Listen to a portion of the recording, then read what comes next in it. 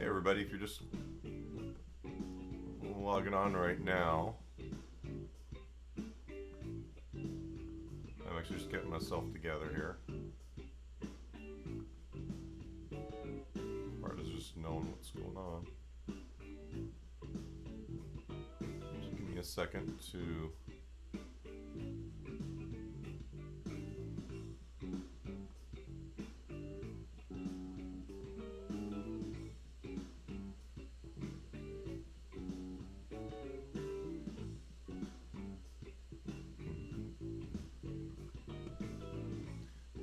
here, say hi. Let me know who's here. There's gonna be a couple things going on today. A little bit of lessony stuff, but also some questions for you guys.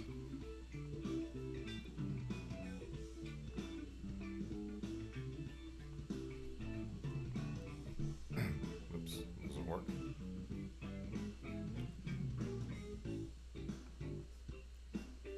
Just give me a second.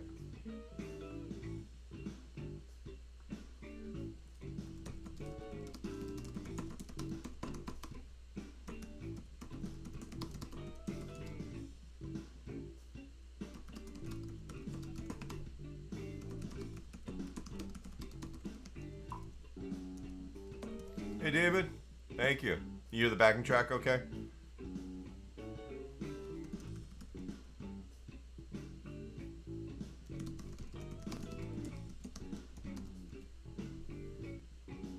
Oops.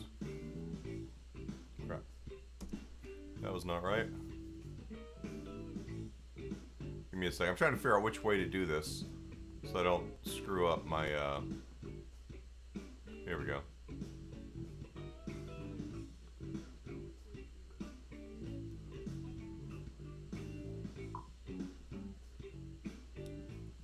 There's a million ways to do this. Barely. That's cool. I don't want it to be too loud. There's always got to be a better way of doing this sort of thing, but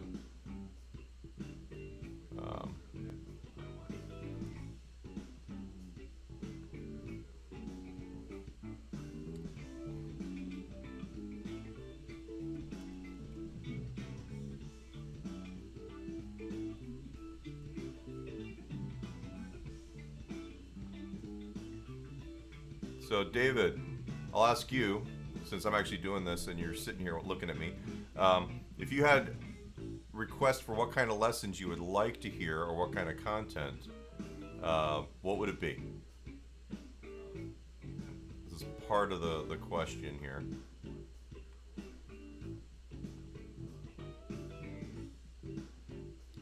I'm awaiting a brand new computer too. Alright, audio levels. Mic.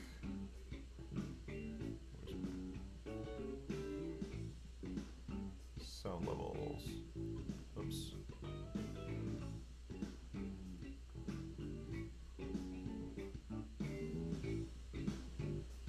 How about this? Is this better?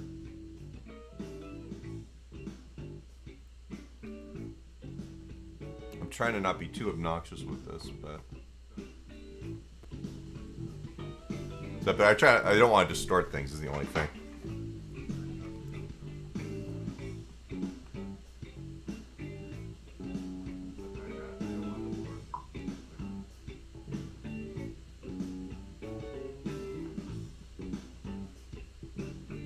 Gotcha. Well, that's fair enough. There it is. Sorry. That level's good? Okay. Sweet. I have a new computer on order, and I won't get it for another 2.5 weeks. And in the meantime, I'm kind of dealing with a bunch of junk here. So I appreciate everyone being patient.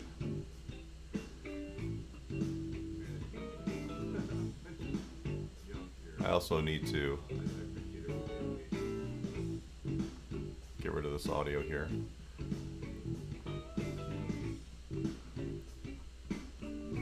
Sorry, one last little thing.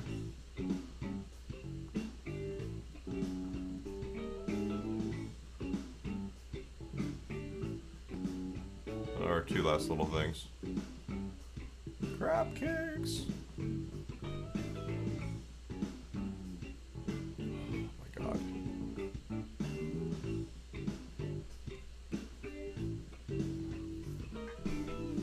Alright, let me shut off this backing track now.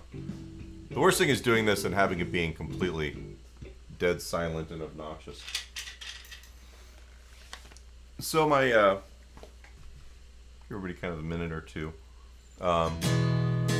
This morning's stuff.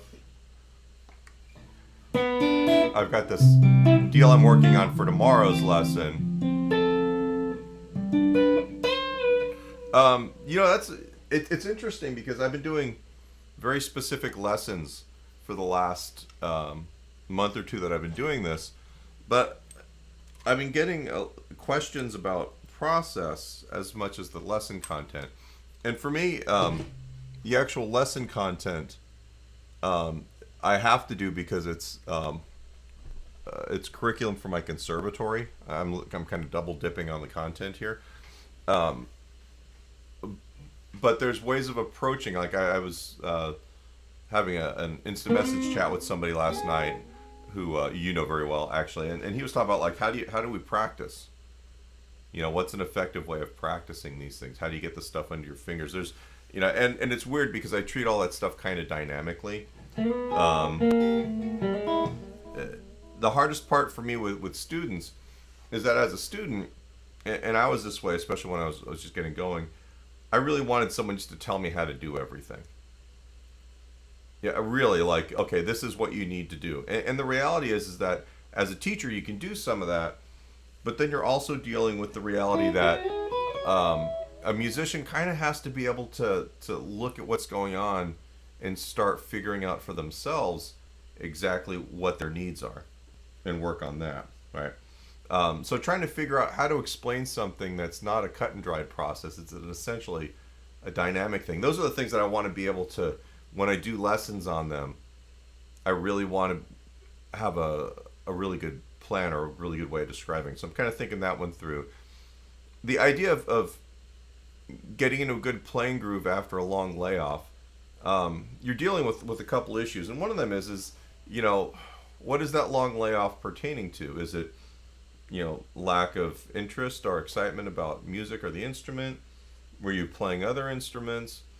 Did you have a life event that caused you not to be able to play and you finally have resolved that life event, like a new job or a baby, or, you know, and I've been teaching guitar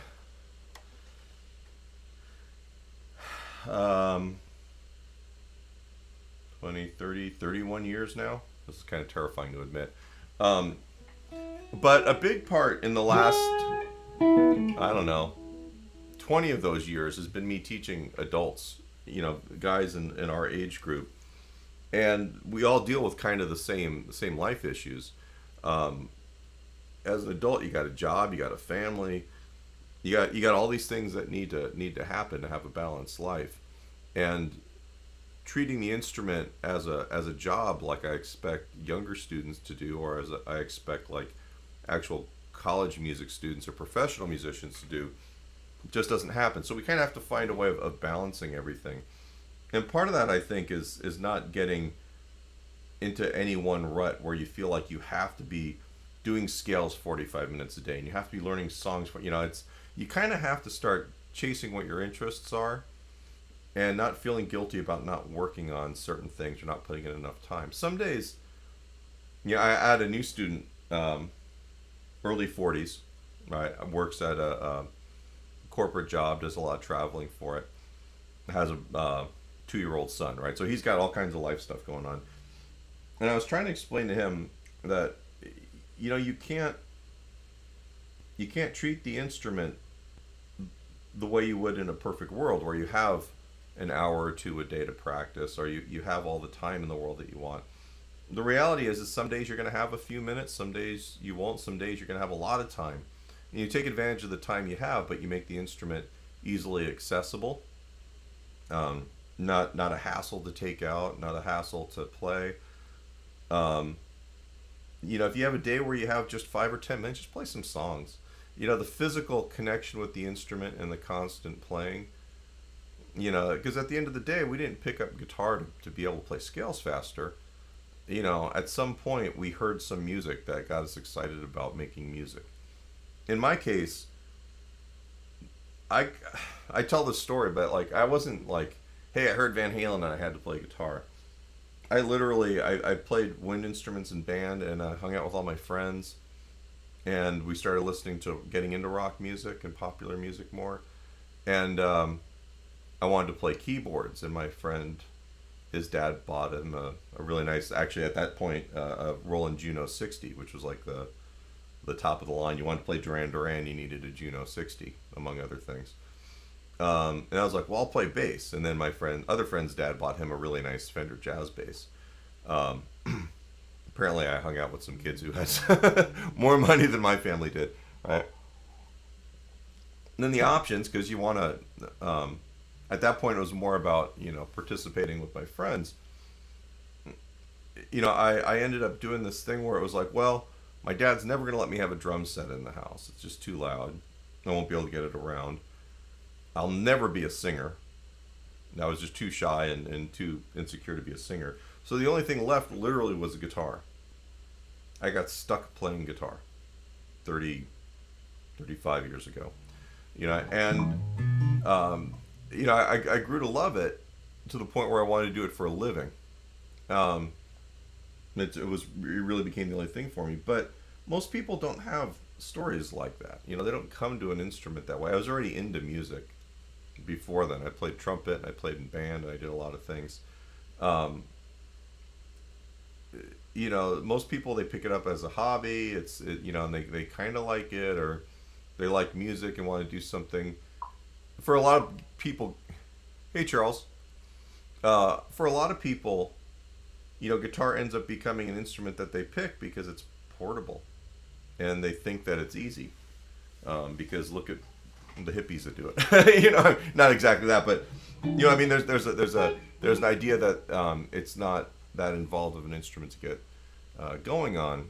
And once you get into it, you realize that it's like any other musical instrument. You know, it's got its difficulties and it's got its things that are laid out strange. And music is music no matter what you play. There's nothing easy about music in the beginning because there's a lot of repetition and there's a lot of trying to understand concepts, wrapping your brain around things. It's not just a rote physical thing. And that's where a lot of people kind of lose interest. It's not like, well, I can do this 30 minutes a week and I can be a good guitar player. It's like, no, you kind of have to think about this stuff. You kind of have to work out processes. There's a lot of things that as teachers, you know, it's built into how we do lessons. But if you break it all down, you know, there's the physical part, which takes a lot of repetition. It's like playing any kind of sport. You know, there's the mental part where you're actually understanding what it is that you're doing, understanding the elements of music, time and pitch, and the particular techniques and physical things about playing a guitar. All these things kind of have to come together. And in the beginning, you know, we always try and do these things with like open chords. You know, we always start people there. We generally don't start guitar players reading music like if you're playing piano or trumpet or any other instrument. So the process is a little bit different. And from all of this, and especially guys our age, because I just turned 50 this year. Most of us are not south of 30, right? You know, we kind of come from an era where we learned how to play music backwards. And then part of my job as a teacher ends up kind of becoming, well, how do I give them all the things that a student who started, you know, playing piano with the five little, you know, when we teach piano, we end up having either one big method book that covers a lot of stuff, or like for the kids, we'll have this like system of books, a technique book, a primer, a technique, a repertoire book, you know, and we kind of work through all these lessons together. But the process is kind of built into the pedagogy for piano and for other instruments too. You know, it's kind of easier to teach those instruments because you have a century or 2 centuries worth of things to rely on. With guitar, it's a little bit more challenging because of the things I just spoke about. but it's also a very styles intensive instrument. So depending on what you want to play also determines what you're going to do to approach the instrument, whether or not you're going to play finger style, or you're going to flat pick, or are you going to, are you going to focus more on single note things and soloing and blues? Or are you going to learn your chords, and how are you going to learn your chords, and what kind of rhythm guitar mechanics do you need to know? Are you going to play, reggae, blues, country, rock? All of these things, they all take time to learn and to understand. At the core of it, with a lot of my students, we really start thinking about the basics of music, and I try and get them playing songs as quick as I can. But the reality is that we still have to understand how time flows. We want to be able to clap and perform rhythms away from the instrument. We want to understand the basics of technique. We try and do all of these things, in a way that doesn't burn the student out or frustrate them or keep them from wanting to continue. Right, and part of that is because that's what you want to do as a teacher, and part of that is I wouldn't be able to pay my mortgage if I just immediately started grinding people. So there's that, right? And I'm circling back to David's question, which is, what do you do to get back to playing, after a big layoff? And I think there's probably two things, and one of them is join a band, which is not going to happen right now in the COVID world, right? Or put yourself in a situation where on a regular basis you have to play music with other people. Whether it's, a lot of around here, and I think across the U.S., there are a lot of people that play at their churches, right? And that gives people a really good opportunity to have to get their stuff together. Because suddenly every week you have to play new music, and there's a lot going on there, but it's also usually a pretty forgiving group of people, in terms of, letting you get started, and being cool about your skill level, or finding a friend or a group of friends to get together and play with every once in a while. That's one way of doing it. Because then every week you're provided with something you need to learn. Even like when I'm playing cover gigs, there's this feeling of, or a sense of whenever there's a new song coming up, I kind of have to go to school on that song, and I kind of have to think things through in order to make it happen, whether it's the performance part or even like the stage management, and being able to, get the right sounds and whatever. If you're making music with other people, you're kind of having to learn, and you're kind of having to self-teach a lot. So that's one avenue. Another avenue is taking lessons, which you've done lessons with me, and that can be both good and bad, because with lessons, you've got someone who's providing you with that structure. But you only see them once a week, and it's like a teacher-student situation where, the teacher provides content, you need to work on it, but you never really get to make the music the way that you would if you're playing with other people, right?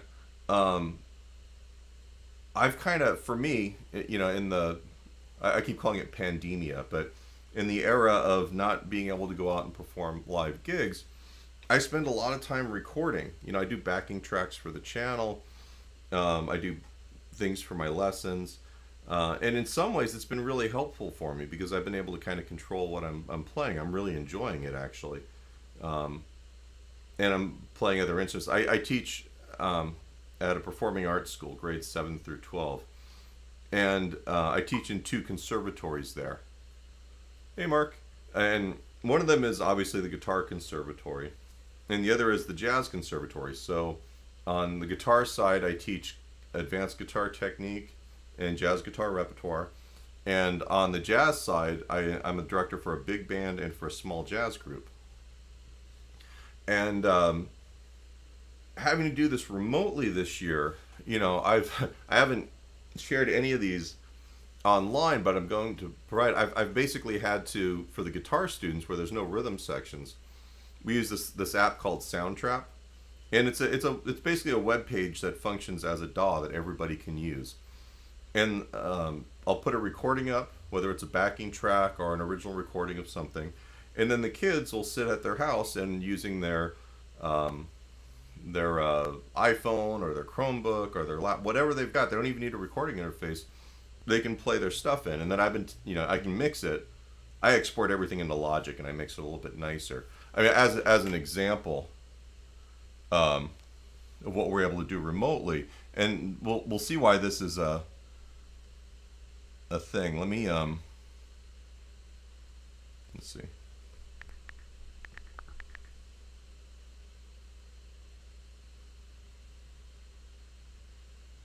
So, I wonder what the easiest way of doing this is. Let's see if you can. If I do the iPad.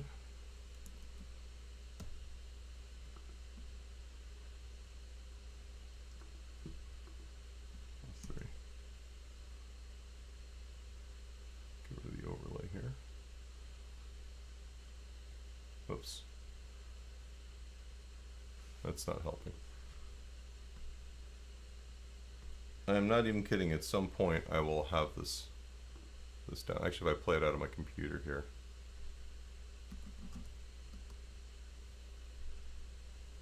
Okay, so this is my big band from the conservatory. Hopefully, you guys can hear this. It starts off quiet, so they're playing a Count Basie tune.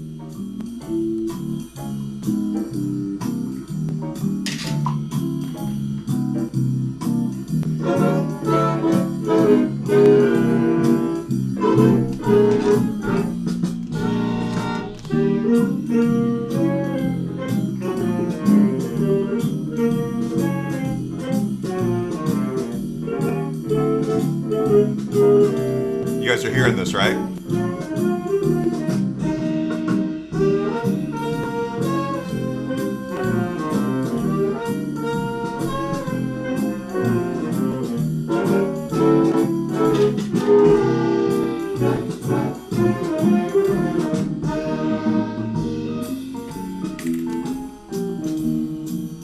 Okay, so keep in mind, you're listening to 16 kids, grades 7 through 10. I think I had some 10th graders in there. Sitting in their bedrooms, playing into a web page. Some of them literally through iPhones. And I take that, I assemble it, and we're making music that way. That's one thing to do. One of the things I've been doing is I've been, for the guitar students, because they don't have rhythm sections in their groups, is I've been programming backing tracks for tunes like Cantaloupe Island and All Blues and Blue Bossa, things like that. And basically I've been, it's been pretty fun actually. I've had to really up the game with my bass playing. My piano playing sucks still. I do a lot of like where I'll play it in on the controller and then fix everything in MIDI. You know, but these are things that are kind of drawing me. You know, I've kind of made them part of my job. But all of this stuff has kind of made it exciting for me to kind of work on guitar playing again. I started the pandemic like almost every professional musician I know. We all went, wow, it's like it's resetting the clock and we can just practice as much as we want, whatever we want, because we don't have to worry about gigs, we don't have to worry about all the other stuff that happens. We literally have all this time. And within about 3 weeks of like doing this really good practice routine where I was working on bluegrass tunes and jazz tunes and technique and all of this stuff that I had, you know, you kind of get burnt out, you know, unless you have a way of utilizing that.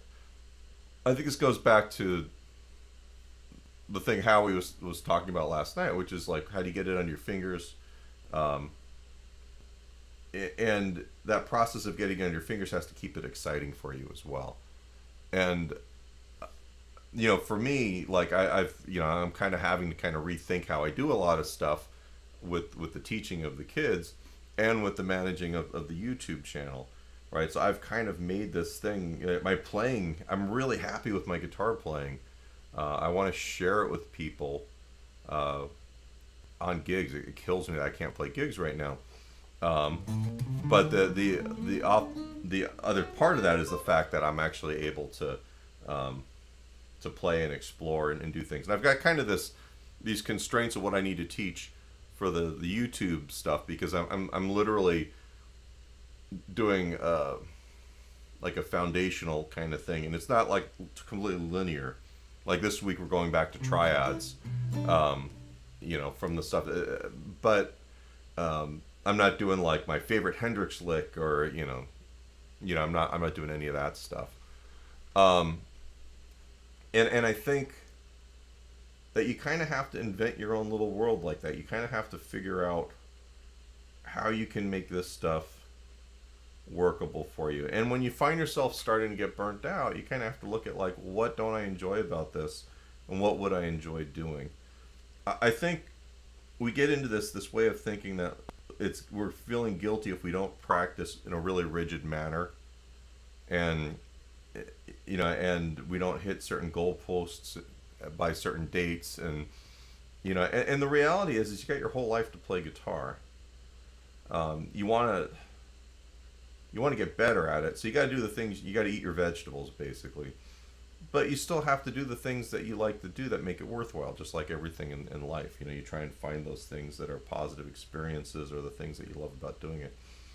When I was gigging all the time, I'd never had time to do a lot of this stuff, and I was really burnt out. I was like, oh shit, I got to go to another rock gig.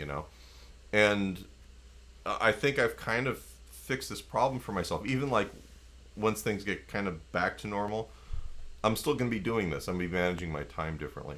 So the site for that is called Soundtrap. Actually, there's a video. I'll post a link to the video, and it's just a demonstration. It's another teacher who shows how he uses it. But it's cool because I started talking to my students about it, like, oh, we've got this new thing, and half of them are like, oh, that's how we already do things with our friends, And it's got virtual instruments. It's almost like Logic in a way. Sound quality is not really that great. Oh, I can't find this. You know what? If you go, are you guys on Facebook or YouTube?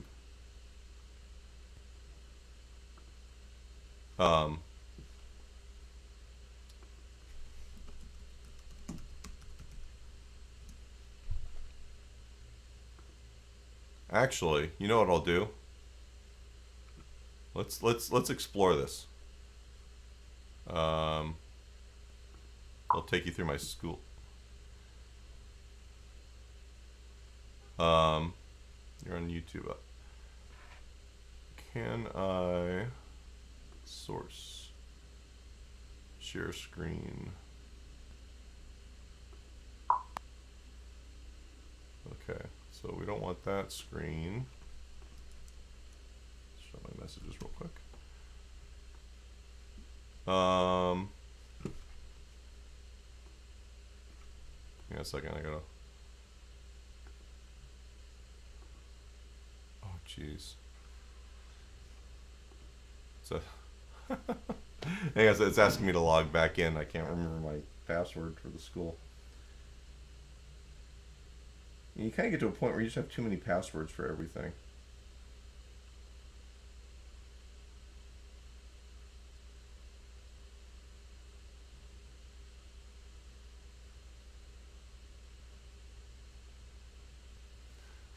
I'll be right there. Sorry, guys.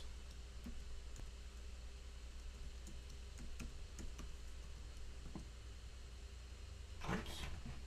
Apparently that was wrong.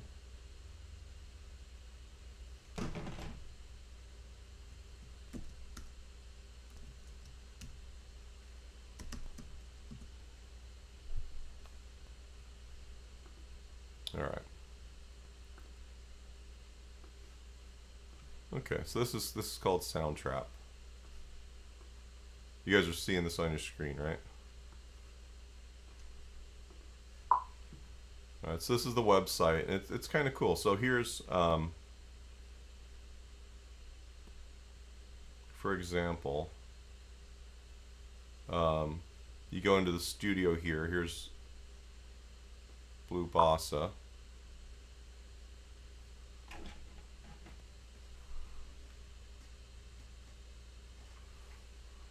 And it takes forever to load while it's doing the, okay.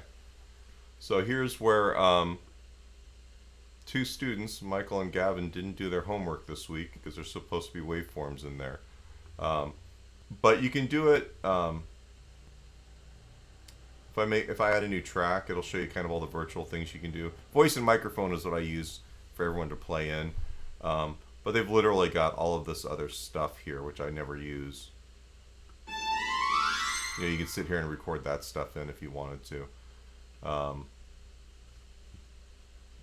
This should be pretty funny. So.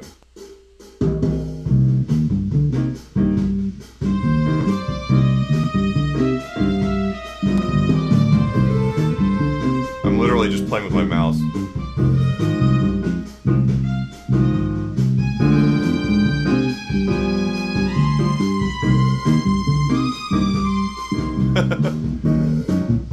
Alright, so we're done with that, and then we've got the MIDI here.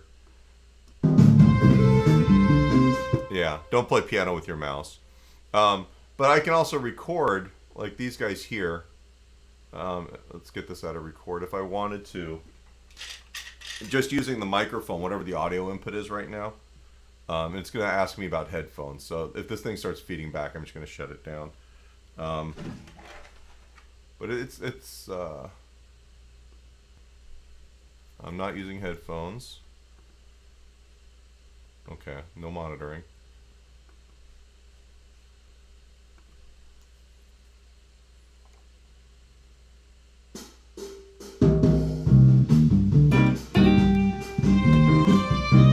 Oh, let's shut that off.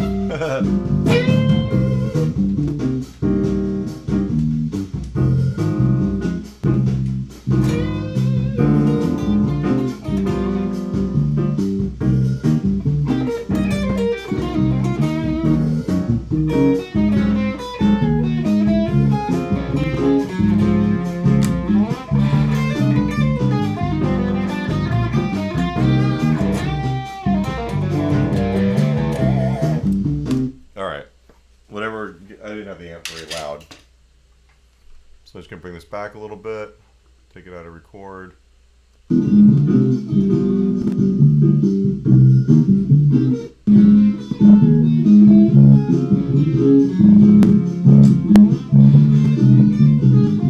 So that's Soundtrap. That's one of the tools that we use to collaborate with the students. And there's always, actually, can I, oops. Sorry, how do I get out of this?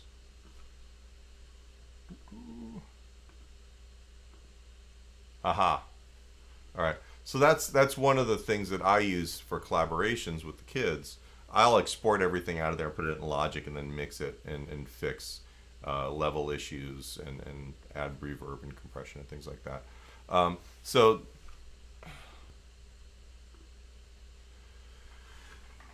depressing to see how much my playing skills have deteriorated from where I was when I was playing regularly. You know, and that's unfortunately it's kind of a thing. You know, you just kind of have to play and try and enjoy the moment. I think it gets real easy. You know, when I was in music school, I played at a certain, like every professional musician will say, when they were in music school, their chops were at their best because literally you had all this time to practice. And that was kind of the post-pandemic thing, was like a lot of people were like, I'm going to get my college chops back. Like professional guys who, you know, guys who play with, you know, at Jazz at Lincoln Center and with Wynton Marsalis, like people we would do clinics with online for the school. You know, and we'd have these guys and they're all like, I'm finally getting to practice the way I used to, and I'm finally getting, you know, and it's, you know, and the inference is that, that they don't play as well as they want to be able to play, which is terrifying to me because they're all incredible musicians. But I think no matter where you're at, you always have that feeling of like where, you know, where you should be and in a perfect world. And David, I think for you, you kind of have to.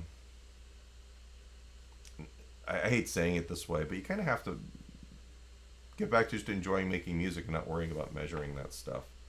I get wrapped up in that crap all the time. I know this firsthand, and the the best thing that I've done is basically you forget about it, you start playing, and things come back. Things get better. You know, you'd be surprised if you can get back to playing, but you kind of have to figure out a way of doing it that keeps it interesting for you. You know what I mean?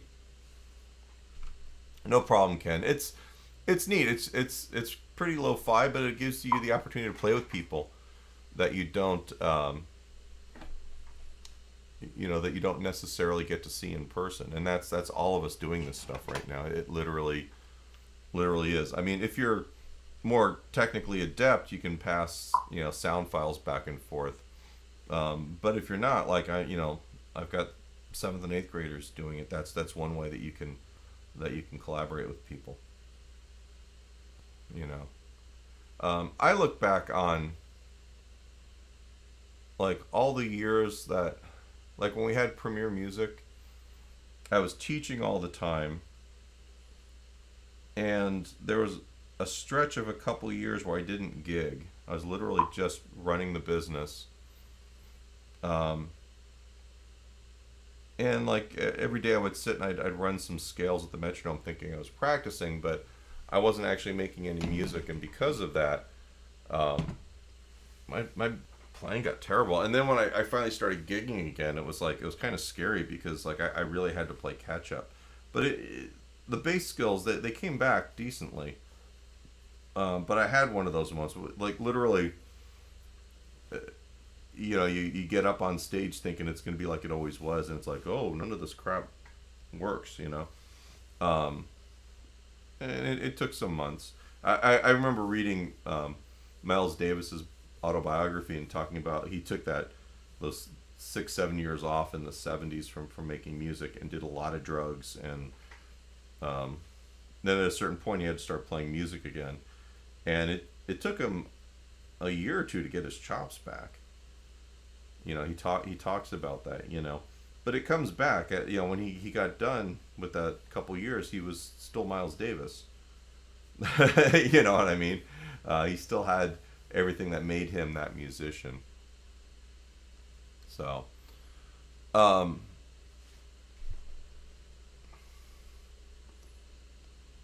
Charles, me too. I still, to this day, there's a lot of stuff I don't do very well. Part of my conversation yesterday with Howie, I think I made a comment. I'm a terrible sight reader for someone who does what I do for a living. I just don't do it very often. There's a lot of professional musicians that are like that as guitar players because we can work around it. But then the environment I'm in at the conservatory, everyone around me is a professional jazz or classical musician, and that's all they do is read music awesome. And I kind of feel like a schmuck there. This from Steve is, to me, this is kind of the core of it. Is, try and find some enjoyment in it, and don't beat yourself up. It's that's what it's there for. This is the hardest thing for me to manage, is not being tense. Tension is a killer in music, physically and creatively. And it's something I have to work on all the time. If I'm relaxed, I feel like I can play anything. And if I'm tense, and the tension manifests itself in different ways, I struggle. We talked about the Hal Galper video. There's the illusion of the instrument. I even have it as a suggested listening on the Jack's Guitar Track site, where he talks about the idea that you're dealing with the mind as well. Before I get to Hal Galper, because basically Hal Galper's thing is your mind is your instrument. You should be hearing what you're going to play, and then that basically drives the physical part of it. And the actual physical instrument is literally just the channel to get the music out into the world, and you have to work on becoming very good at hearing things vividly and being able to get them out. But for a while, like all musicians, I was reading a lot of books on performance, and I read the Inner Game of Music, which then led me to the book that inspired it, which is The Inner Game of Tennis. And these guys have this thing about, your mind works in two places, right? And just for the sake of being able to communicate this, I'm going to name one of them the narrative mind and one of them the involuntary mind. And the narrative mind is when you're trying to do something you're not particularly good at, and you're thinking, man, this sucks. This is not going to be very good. I'm not going to get this. Oh, here comes this part. I need to make sure I've got my second finger on the 8th fret, right? So your focus is kind of in this headspace, right? The involuntary mind is, when you learn how to ride a bike, and you go from this to literally being able just to ride and to jump off curbs and whatever you do with the bike, or anything, throwing a baseball, or even breathing. These things that are involuntary, they just happen. You think about it. In some case, well, involuntary, like breathing, it just happens. But like when you learn how to do any skill to the point where you don't have to think about anything other than I'm going to throw the ball. All right. If you get your musical skills to that level, then you can relax, and it becomes easier to make music. All right. That's the hard part. All right. And like for me, like if I was on a gig and I knew a song very well, or if I was playing with musicians that made me feel relaxed, that's kind of a big deal for me. Is if the time is good with everybody and everybody knows their tunes, and I'm not really worried about anyone screwing things up, but everyone's doing their job, and I can just kind of relax and do my job. Music is fun and music is good, and I play well. If I'm thinking, hey, this drummer's not playing good time, or the bass player doesn't know the tune, or hey, my amp's not working, suddenly your mind, your narrative mind, just starts talking to you, right? And then you're not focusing on, or you're not able to just relax into playing, right? So part of practicing, maybe this addresses Howie's thing from yesterday, is this idea that you want to get anything that you're learning out of the narrative headspace and into the involuntary headspace, where it's part of what you do. I can sit here and I can play rhythm guitar. I love using this.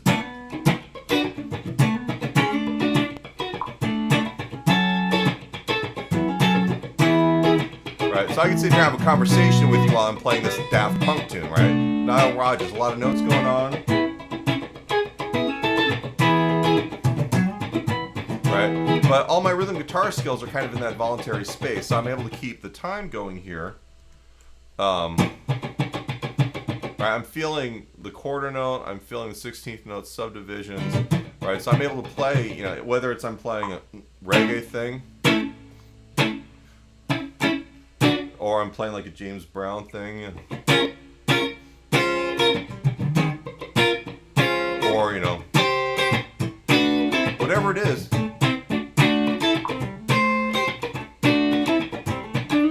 Hey Mark, speaking of conservatory students, how's it going? But the idea is that all of this stuff is in the involuntary space. I don't have to think about my 16th note strumming or my rhythm guitar skills. I can sit here and have a conversation with you, and play some Blink-182 if I wanted to, right? Because all of this stuff is pretty much in that involuntary space. I can just make it happen.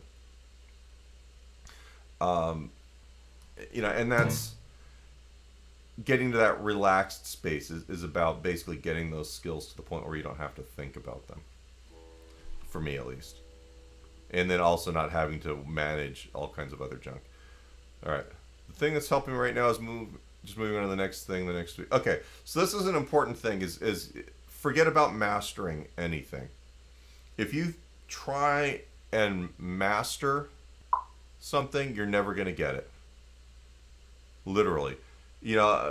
My new thing with most of my students is, let's get you 70-80% of this.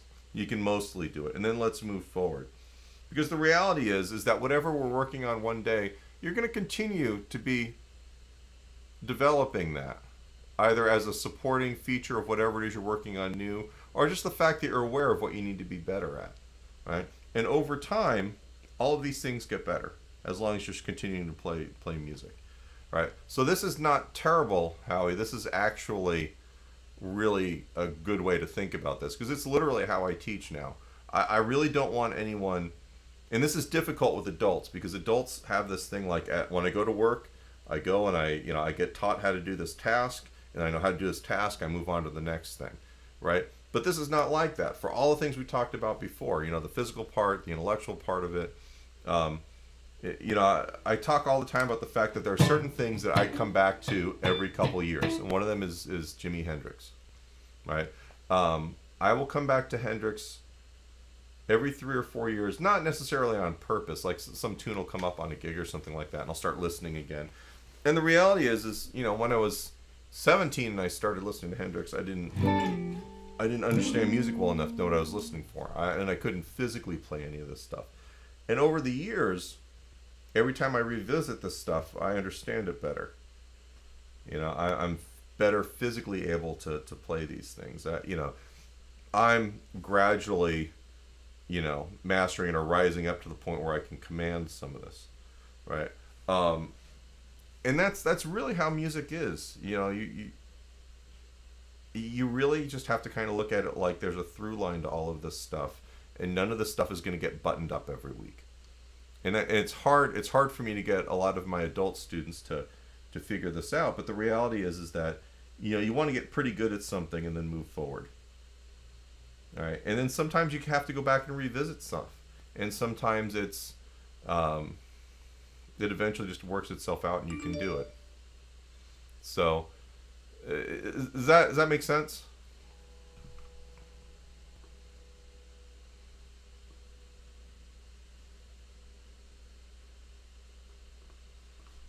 Let me see. Are there any other questions? I'm kind of liking doing this with the conversation. And if you guys have questions or statements or anything, please put them in the chat, and it helps me out, actually. It kind of shapes what I'm talking about today. And if you're, depending on where you're watching this from, because it's getting broadcast in a couple different places, if you could do it from YouTube, I'd appreciate that. Okay, so it looks like, let me see. What you're saying makes total sense. I think, this is from Ken. It frustrates me that it took me forever to realize this. Like, I'd be a better musician, I would have been a better teacher, my students would have been better had I been able to kind of comprehend this earlier. And there's always a certain practical element of like you can only do what you can do, and you react to it, and that's just kind of how life is. But if you use this as kind of like a framework for how you move forward on the instrument, I think it makes a big difference, because you don't waste as much time trying to perfect that last 5 or 10%. That last 5 or 10% is, you'll eventually get there, but you're not going to practice it out. I don't care what anybody says, and if you do, it's really by rote, and it doesn't have any organic connection to the music.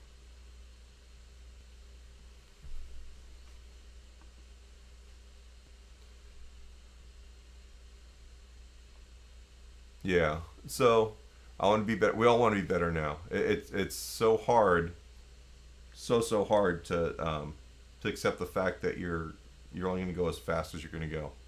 And I'm a super impatient person. Like I am crazy impatient. And you'll have these things where it's almost like you'll go for a month and not feel or notice any progress, and then something will happen, and you'll hear yourself play something, or you can execute something, and it's like, oh, now I can do this. Let's move on to the next thing, right? And forget that it took you 4 weeks to get to that point. Managing your expectations. I say with my adult students, a lot of what I do is It's not teach guitar or teach music as much as it is managing expectations and frustration. You know, I should have probably gotten some sort of therapist degree at some point. Just the way these lessons work. So, but that's a lot of this process. So I'm gonna, as I move forward with lessons for the channel, I'm kind of. It's been nice. I've had input, actually, from some of you guys on this live stream right now. That's been really helpful. So that's gonna kind of shape what I'm doing moving forward in terms of how I do the video lessons. I have a couple questions, like outright questions for you guys right now. And if you're watching this as the replay, please put this in the comments, your answer. I'm going to keep the Wednesday night lesson. I might push it back like 5:30 Pacific time. But I'm also thinking about doing the Saturday morning thing. I had a student quit during this time, and I'm like, you know what? I really don't feel like filling the spot with another student. But doing like 8:30 a.m. Pacific time as a live stream like this, I'm curious about doing that as well. And I can either leave them open format.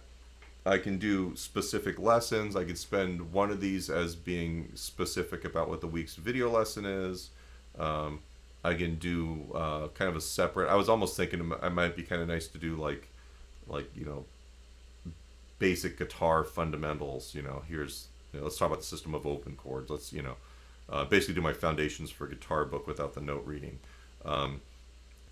You know, do things that are kind of separate from the rest of the Jack's Guitar Tracks ecosystem of working on the fretboard and the theory and all that other stuff.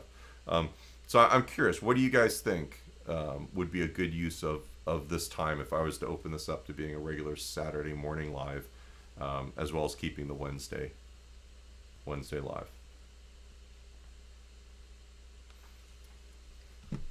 I've got a from Charles, thinking about it.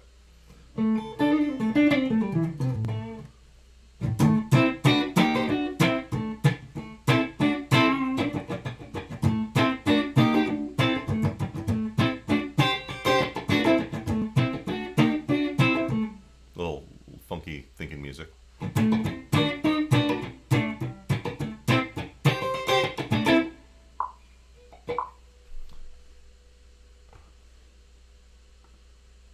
Okay. So Steve's digging it. Not like, are people normally available during this time? This becomes part of the questions, because I think that you end up having people that are available, freewheeling and unstructured. I kind of like the freewheeling unstructured thing. People are either weekend people or they're weeknight people. That's kind of what I've always discovered with private teaching, but I don't know, like YouTube's kind of a more open format. So you think Wednesdays should be?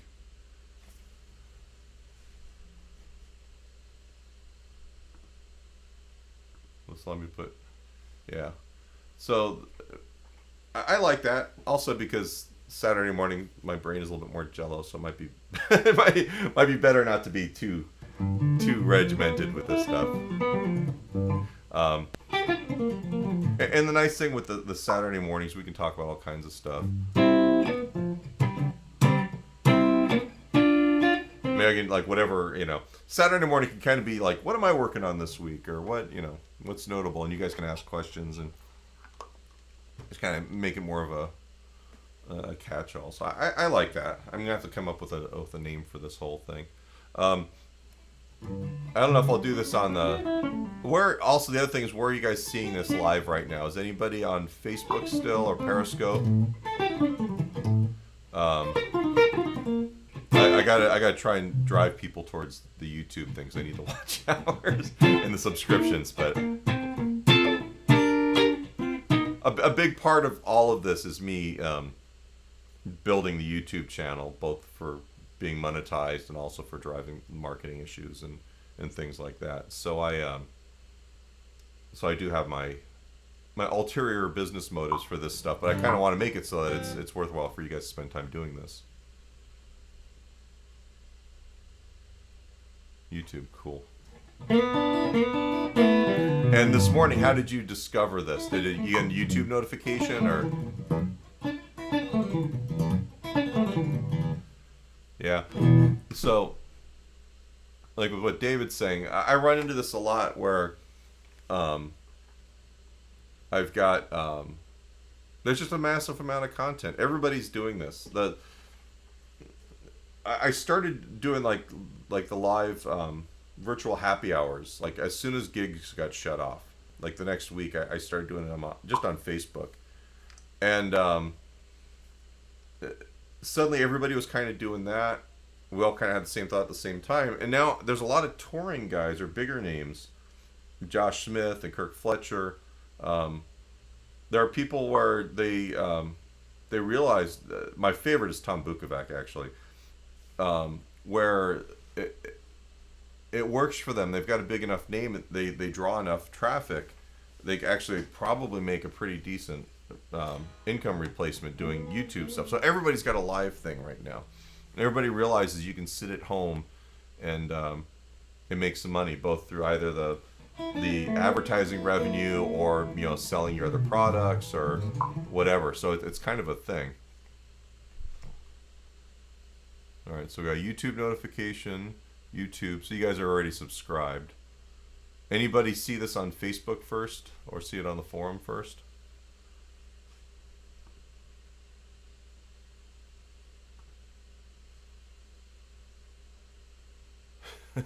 You guys with the cereal. Interesting. All right. So I'll probably what I'll probably do is set 8:30 a.m. because I've got a block 8:30 to 9:30 a.m. on Saturdays. I'll keep that open. I have someone that I teach. Oh yeah. Someone that I teach kind of on a regular basis at 9:30, which I can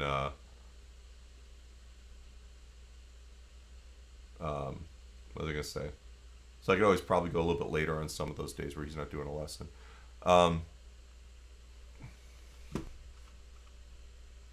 So one of the things, so Rhett Shull is on, he's on Sundays. That's the other thing, is I don't want to do this on Sundays for multiple reasons. One of them is it seems like everybody is doing a Sunday deal. I don't want to get in the way with that. Plus, also, it's nice to have one day where I'm literally not scheduled. Okay, so Mr. McFeely on YouTube, and yeah. So seeing on Facebook's important. I think as long as I'm sharing the YouTube on Facebook, it'll probably work. Also, I'll do these like the Wednesday ones. I set up a thing ahead of time. This was not pre-scheduled. I literally woke up this morning and went, wait, I got a little block of time. Why don't we do this?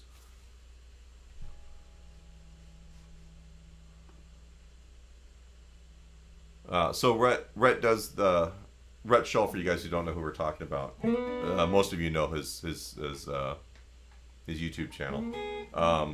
So he does a monthly live concert with the band. He doesn't do like a regular like podcast kind of thing or any deal like that. I've kind of lost track. Everyone's got so much content out there, but I know like Pete Thorne does his Sunday morning. There's a couple other people that are doing Sunday morning things.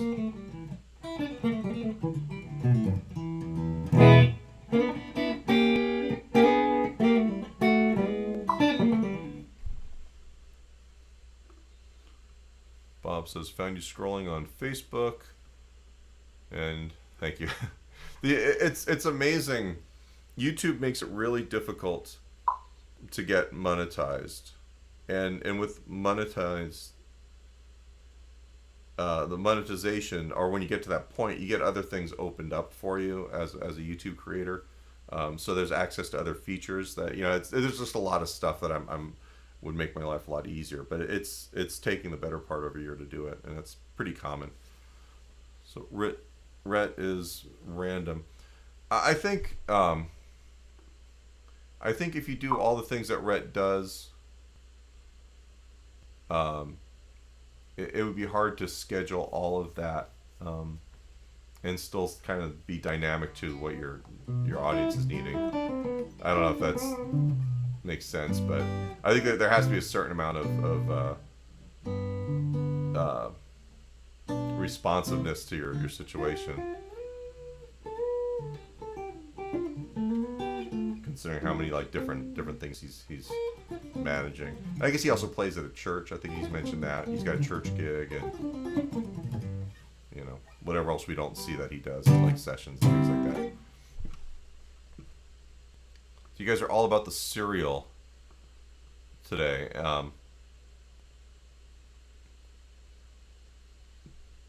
Oh, I just got to think. Did my my live stream quality go down? Colin Grims. I love sugary cereal, and I can't eat any of it between the sugar and it just makes me feel bad. Leave it at that.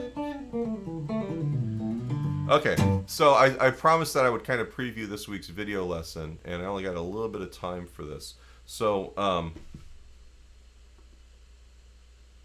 as always, I am looking at ways of... Yeah, so I don't know if it's the stream or it's this computer. This becomes part of my concern here. Da-da-da-da! Eric Johnson style triad shapes, right? So essentially what these are, and I kind of figured these out at first, working on Cliffs of Dover, and it's not just about sounding like Eric Johnson, but it's a really cool way of visualizing your fretboard, where it sounds a little bit different because it's open. It's, you know, when you learn how to comp jazz chords on piano, you rarely play everything in tight voicings that are like root, third, fifth, right? You kind of spread the notes out because the way the overtones interact, if you have too much stuff kind of in the same octave, it gets kind of kludgy sounding, right? So on guitar, you know, you hear him play, let's see.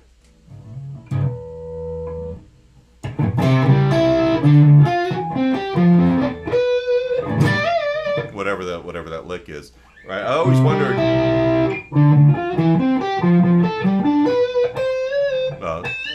you know, what that stuff was, and basically he's taking triads, and instead of voicing them like this, root 3 5, he'll skip a string or he'll put them in a different order. So you could go root 5 and then 3, and people say, well, why don't you just play that major chord shape? And the reality is that this is much cleaner because you have fewer notes and they're separated, right?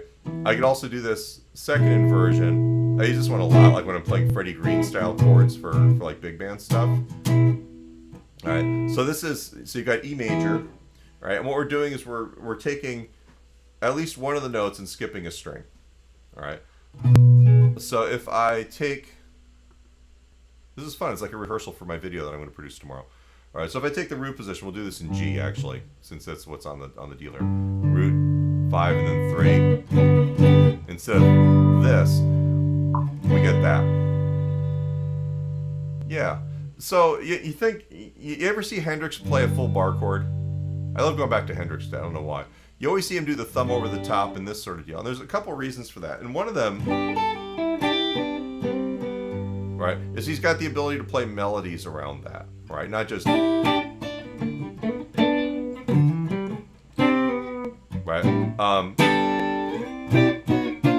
can play the 9th chord easier. But the other thing is that this chord with the power chord on the bottom, with all these notes in the lower register, it's really thick sounding. All right, and it's not. It's too much, right? Whereas when you do the Hendrix thing, where you're playing root 3 5. And then getting the lower deal. I can even turn on some overdrive here.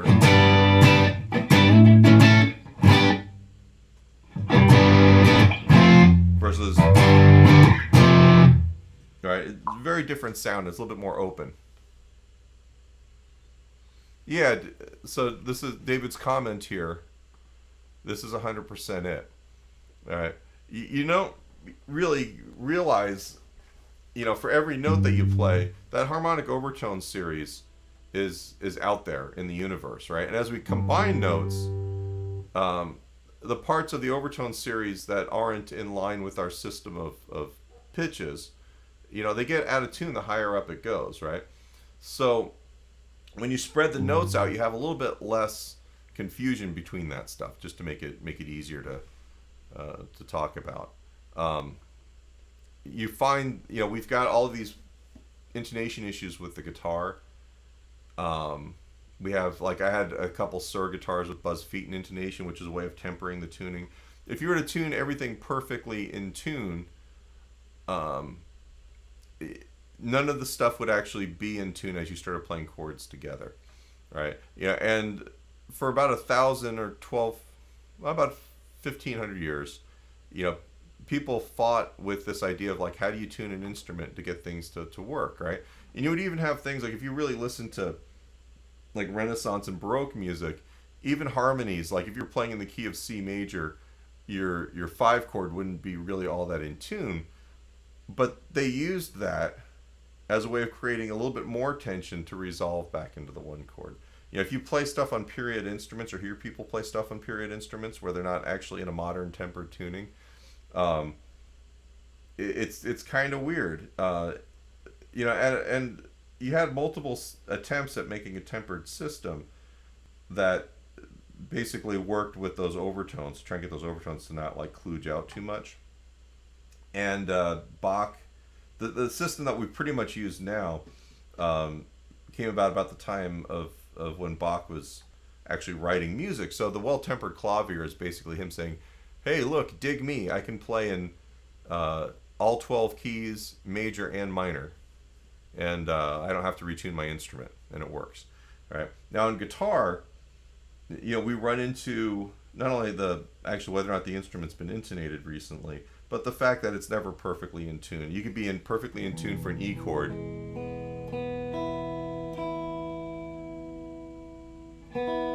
right, and your G chord isn't going to be there either. And sometimes on recordings, I'll have to punch in a chord that I've tuned specific, right? So you end up running into this thing where there's the part of the notes that you don't hear but all kind of interact in the universe around you that you want to try and avoid. And that's part of what Hendrix is doing here by playing these kind of chords. All right, it took me a long time to figure that out. He could play with fuzz, and not crush or kill people. Well, this is kind of along those lines. You've got these chord voicings where the notes aren't all pushed up against each other, right? So they're a little bit more open. They're a little bit more clean sounding. All right, there's the first inversion. Here's the second inversion. Those are all G's. And it's cool, I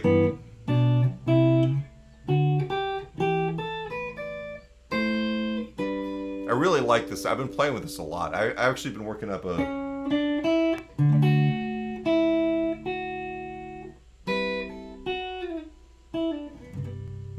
basically a chord melody version of Danny Boy using this stuff, right? So you've got this thing where you can play chords using this, right? And you can voice lead the chords. So for instance, say I'm playing in the key of G. I'm going 1 chord, 5 chord, 4 chord, 1. So I can go G. There's the 5 chord. I can do the 4 chord there. I can make it minor, right? And then play the G there. I can go G, and then D. There's C. I can make it C minor, right? It's a really neat system of chords, right? So we've got it on this string set. We've got it on this string set. This one you can either do this way or this way depending on the size of your hands. Right, if I go G, there's the D, there's the C, there's C minor, and then if I wanted to, This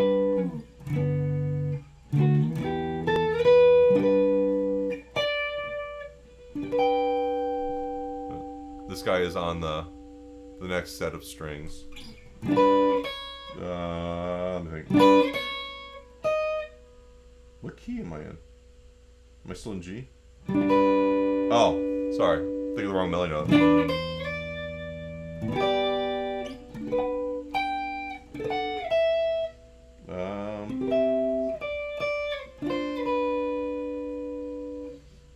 So, is this making sense to you guys? It's going to be an actual lesson. I'm just kind of like running through the stuff just to kind of give you guys a little preview of what we're going to do. But not only does it help for like being able to play chordal stuff, but then it's really nice for, you know, if you're soloing. I use these things all the time. Say I'm playing. Let's find a backing track here.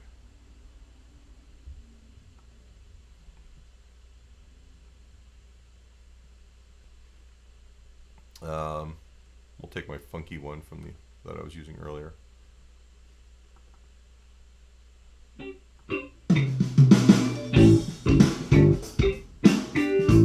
So it's over an A7.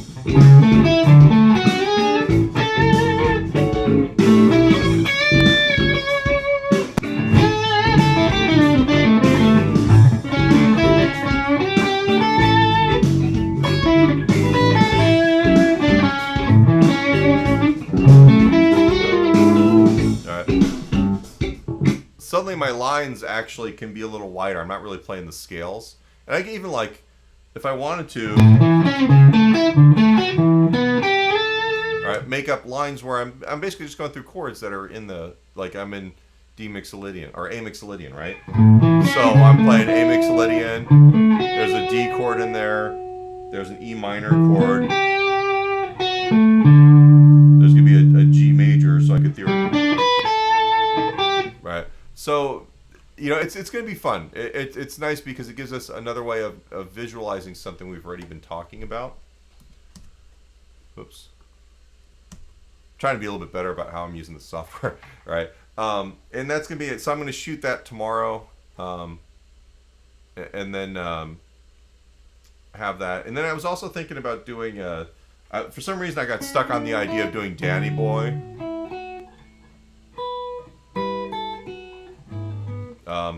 And making an arrangement that maybe you guys could buy if you're interested, where I'm utilizing those chords.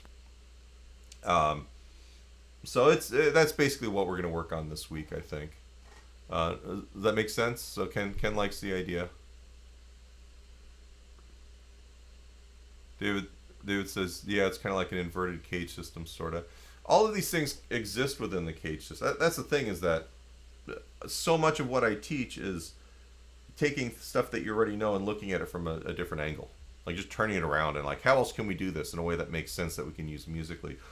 Because so much of music at this point in time is it's really a system of organizations, right? It's really me looking at like, how else can I think about this stuff in a way that helps me make sense, right? And we've talked about this like with some of the modal lessons where, you know, we start with just chord tones, and then we start adding notes that make the modes sound interesting. Then we start adding things from other modes, or we start adding chromatic stuff, right? Well, we've got all these little bags that we can draw from.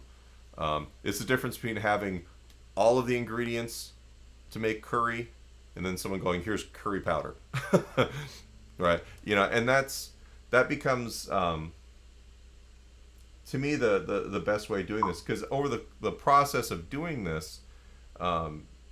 As we get into new ideas, just like back to Howie's thing about like not getting things mastered, things you'll draw upon these elements that we've learned in previous lessons, or that you've learned in other arenas, and bring them forward into what you're doing now. And it starts becoming easier to get new sounds going because you've got this way of looking at this. This is the process. This is kind of going back to what we talked about nearly an hour ago.